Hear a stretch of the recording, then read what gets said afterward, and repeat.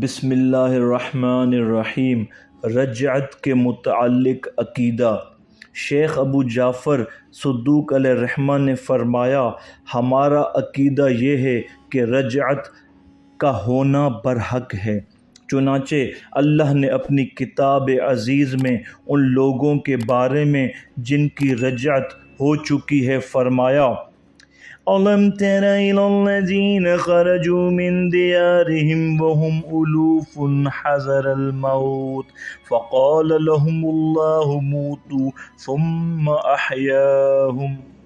کیا آپ نے ان لوگوں کے حال پر نظر نہیں کی جو موت کے ڈر سے ہزاروں کی تعداد میں اپنے گھروں سے نکلے تھے؟ اللہ نے ان سے فرمایا، مر جاؤ، پھر انہیں زندہ کر دیا۔ وہ لوگ 70,000 گھروں کے باشندے تھے۔ ہر سال ان میں طاعون پڑا کرتا تھا۔ مالدار تو اپنی قوت مالی کی وجہ سے نکل جاتے اور غربا باوجہ اپنی کمزوری کے رہ جاتے تھے۔ پس جو لوگ نکل جاتے تھے ان میں طاعون کم ہوتا تھا اور مقیم رہنے والوں میں باکثرت ہوتا تھا۔ مقیم رہنے والے کہتے تھے، کاش کہ ہم بھی نکل جاتے تو مرض طاعون سے مصیبت زدہ نہ ہوتے، اور نکل جانے والے کہتے تھے، اگر ہم اقامت کرتے تو جس طرح ان پر مصیبت پڑی اسی طرح ہم پر بھی بلائے ناگہانی پڑتی۔ پس ان لوگوں نے اتفاق کر لیا کہ جب طاعون کا وقت آئے تو سب کے سب اپنے گھروں سے نکل پڑیں۔ الغرض تمام آدمی نکل کر دریا کے کنارے جا اترے۔ جب وہ لوگ اپنا سامان ٹھکانے پر لگا چکے، اللہ نے انہیں آواز دی کہ تم سب مر جاؤ، پس وہ مر گئے۔ راہ گیروں نے ان کو راستے سے ہٹا دیا۔ وہ لوگ اسی طرح جب تک اللہ کو منظور تھا پڑے رہے۔ انبیاء بنی اسرائیل میں سے ایک نبی ان پر گزرے جن کا نام ارمیا تھا۔ نبی نے عرض کیا، خدایا، اگر تیری مشیت ہو تو ان کو زندہ کر دے تاکہ یہ لوگ تیرے شہروں کو آباد کریں۔ اللہ نے ان کے پاس وحی بھیجی، کیا تم چاہتے ہو کہ تمہارے وسیلے سے میں انہیں زندہ کر دوں تو میں زندہ کر دوں گا۔ نبی نے عرض کیا، ہاں میرے پروردگار۔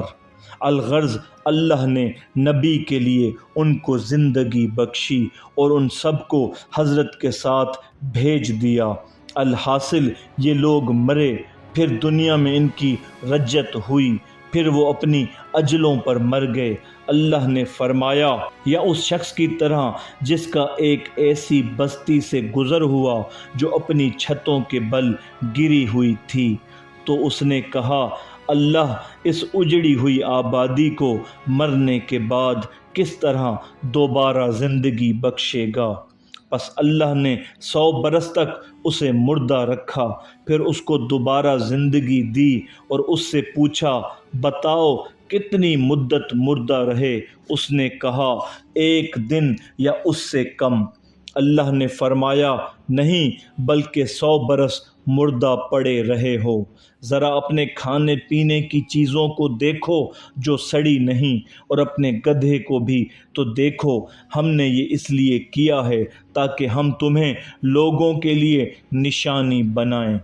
پھر ان ہڈیوں کو دیکھو کہ ہم انہیں کس طرح اٹھاتے ہیں، پھر ان پر گوشت چڑھا دیتے ہیں۔ یوں جب اس پر حقیقت عیاں ہو گئی تو اس نے کہا، میں جانتا ہوں کہ اللہ ہر چیز پر قدرت رکھتا ہے۔ سورہ بقرہ آیت نمبر 55-56۔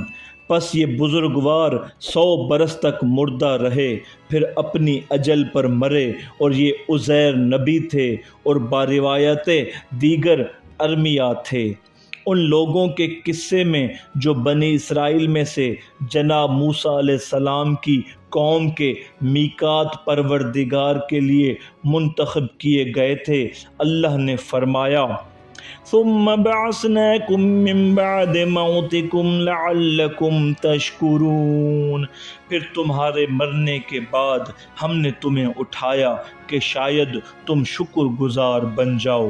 واقعہ اس کا یہ ہے کہ جب ان لوگوں نے کلام خدا سنا تو کہنے لگے ہم تصدیق نہ کریں گے جب تک کہ ہم اللہ کو کھلم کھلا نہ دیکھ لیں۔ ان کی اس کج بحثی اور زیادتی کی وجہ سے آسمانی بجلی نے ان کو موت کے گھاٹ اتار دیا۔ پس جناب موسیٰ علیہ السلام نے عرض کیا، اے میرے رب، جب میں بنی اسرائیل کے پاس پلٹ کر جاؤں گا تو انہیں کیا جواب دوں گا؟ پس اللہ نے ان سب کو زندہ کر دیا۔ دنیا میں ان کی رجت ہوئی، انہوں نے کھایا پیا، عورتوں سے نکاح کیے، بچے ان کے ہاں پیدا ہوئے، بہت دنوں دنیا میں باقی رہے، پھر اپنی اجلوں پر مر گئے۔ اور اللہ نے فرمایا، اے عیسیٰ بن مریم، وَإِذْ تُخْرِجَ الْمَوْتَ بِإِذْنِي، یاد کرو اس وقت کو جب تم میرے حکم سے مردوں کو زندہ کیا کرتے تھے۔ لہٰذا جن لوگوں کو حضرت عیسیٰ علیہ السلام نے اللہ کے حکم سے زندہ کیا ان کی دنیا میں رجت ہوئی، وہ لوگ باقی رہے دنیا میں جب تک کہ وہ زندہ رہے، پھر اپنی اجلوں پر وہ مر گئے۔ اصحاب کہف 309 برس غار میں پڑے رہے، پھر اللہ نے انہیں اٹھایا، جب ہی تو دنیا میں ان کی رجت ہوئی تاکہ وہ لوگ آپس میں سوال و جواب کریں۔ اصحاب کہف کا واقعہ مشہور ہے۔ پس اگر کوئی کہنے والا کہے کہ اللہ فرماتا ہے، اے رسول، اگر تم اصحاب کہف کو دیکھو تو تم ان کے بارے میں گمان کرو گے کہ وہ جاگ رہے ہیں، حالانکہ وہ تو سو رہے ہیں، پھر سونے والوں میں رجت کیسی؟ تو اس کے جواب میں کہا جائے گا وہ لوگ مرے ہوئے تھے۔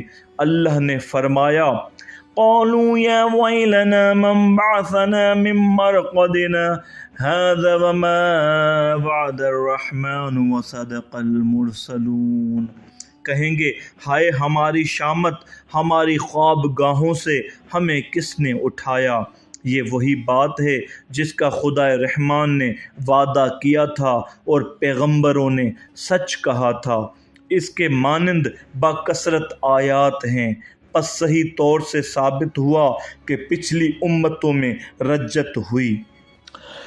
چونکہ جناب رسول خدا صلی اللہ علیہ وآلہ وسلم نے فرمایا، جو واقعات گزشتہ امتوں میں ہوئے ہیں وہ بالکل میری امت میں بھی ہوں گے، جیسے ایک نعل دوسری نعل کے اور ایک تیر کا پر دوسرے تیر کے پر کے مطابق ہوتا ہے۔ لہٰذا اس قاعدے کے بموجب اس امت میں رجت کا ہونا لازم ہوا۔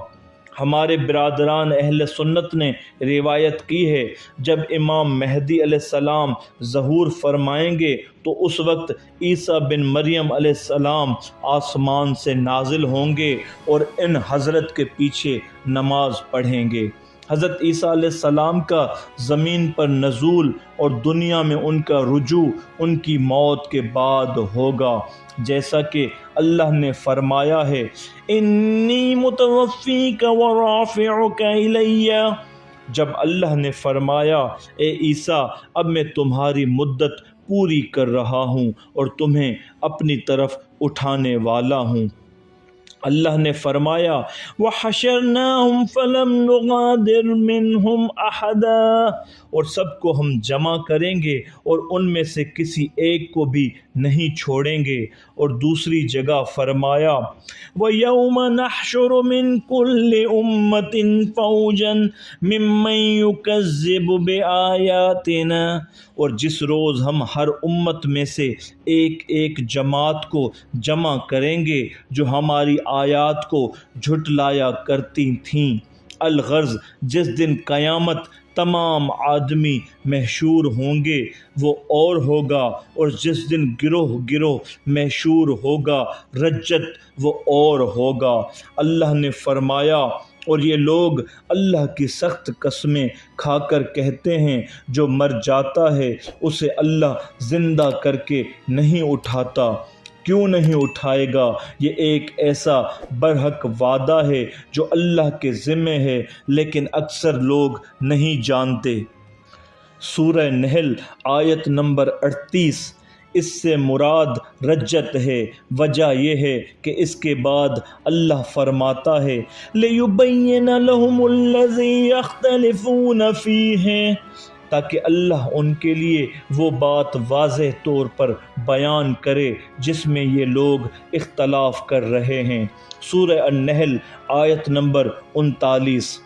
اس اختلاف کا ثمرہ دنیا ہی میں ظاہر ہوگا نہ کہ آخرت میں۔ صدق اللہ العلی العظیم۔